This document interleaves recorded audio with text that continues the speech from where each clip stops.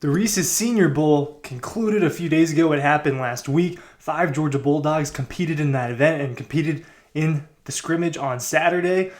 And every time that these types of events rolls around where Georgia players and players from all across the country get to show their talents, show the kind of people they are to scouts, GMs, people in the NFL, people just in the football circle, positive things about Georgia as a football program always seem to be said and kind of at the forefront of the conversation.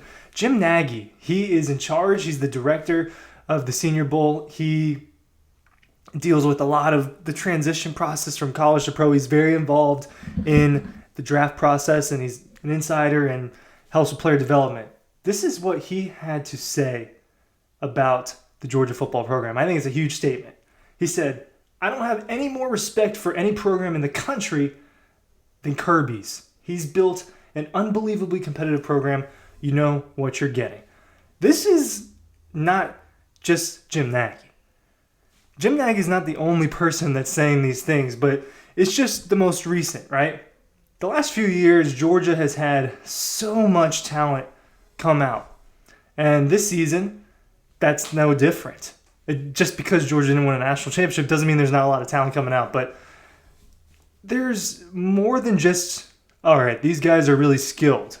When NFL people are evaluating Georgia Bulldogs, it's always not just, hey, these guys are really skilled. These guys are really good football players. They always talk about the kind of people they are, the kind of competitors they are, and just how prepared they are to be professionals at the next level. I've got a couple of examples. Ryan Curley from Dawg Post talking about what Jim Nagy, the director of the Reese's Senior Bowl, had to say about the Georgia Bulldogs. It's high praise, when especially from someone that deals with all of these parents, coaches, players from around the country.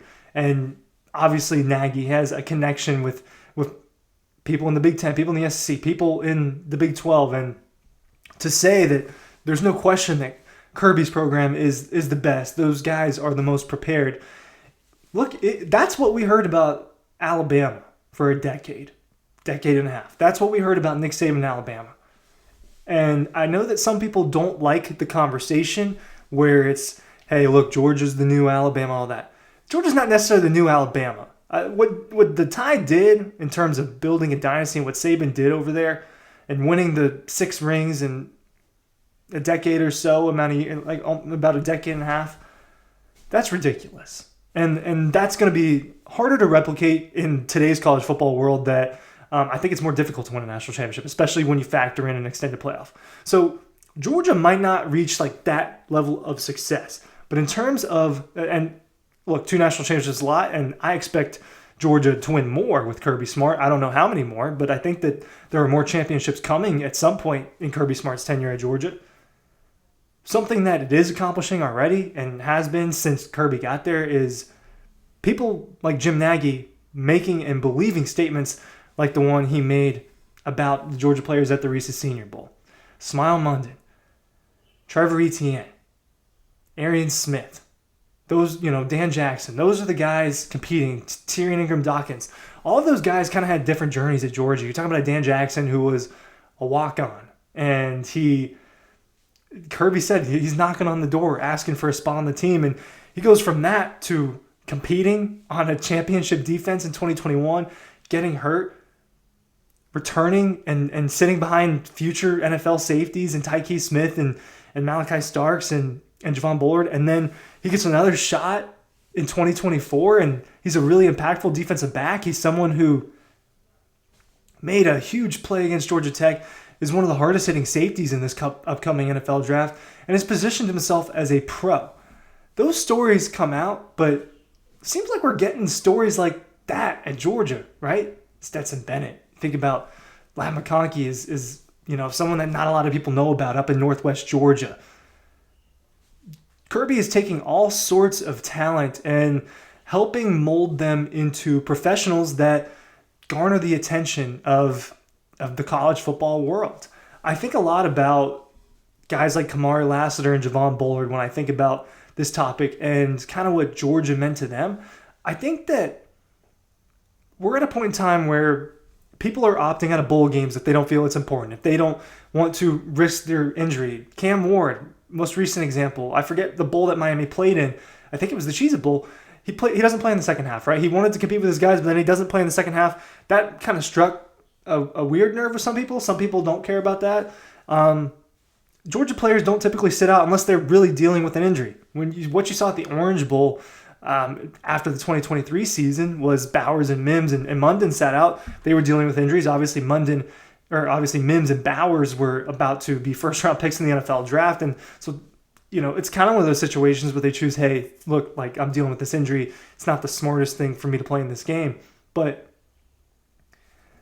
other guys who had opportunities to be high draft picks and ended up doing that, they played in the game. If they weren't dealing with injuries, they played in the game. So when I think about Kamari Lassiter and Javon Bullard, those are two of the examples from that Orange Bowl game where Georgia ended up trouncing Florida State. Those guys wanted to play in that game. And they wanted to play one more game with their brothers next to each other, right? And Kamari Lassiter and Bullard, they ended up being second-round picks. Obviously, Lab McConkey, another guy who could have done the exact same thing. He's making jaw-dropping plays in the Orange Bowl. He ends up being an early second-round pick. These guys had an NFL future there that they were risking a little bit of it by playing in a game that supposedly meant nothing because Georgia didn't three-peat, because Georgia didn't win a national championship. And then they go on to do that too. Kirby talks about how much those types of people mean to the Georgia football program, that those are the kind of kids that they're looking for when they're out on the recruiting trail. Why does Kirby not win some of these kids? Why does Georgia lose out to when another school gives a player a bigger pot of money? Well, it's not just the money. I think that Kirby wants particular types of people in the short run. And this is the case for many coaches, but if you're not interested in the grind, if you're not interested in being a part of something bigger than yourself, if you're not interested in really being what Kirby and the program would define it as to be a Georgia Bulldog, then they're not interested in you. And if they find that out while you're at Georgia, they'll tell you to walk away. We've seen it before. I'm not going to name drop guys there, but we've seen it before where they've nudged people out because they're not fitting the culture or they're not competing at the highest level. And that is what you get at a place like Georgia. You get to compete, and you get to compete against some of the best players in the country. It's part of the draw of going there. It's why so many players are prepared and why Georgia wins these games. They've got NFL talent on both sides of the ball, but it's NFL talent that's molded by someone who, for lack of a better term, just an absolute football psycho in Kirby Smart. A grinder, a guy that probably isn't getting home before 10 o'clock during the week, during the football season very often.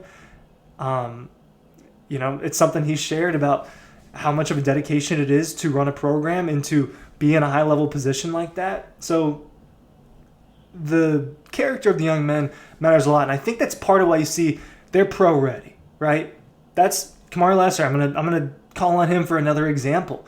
The Houston Texans GM just gave such huge praise after they drafted Kamari Lassiter and started to get to know him better in that process, and talked about how it's Kirby. He's the best at developing these guys right now, and that's not just developing them as football players, but developing them as young men, as young people, and leaders that can carry themselves as a professional. The Houston Texans GM praised Kirby. He praised Kamari Lassiter.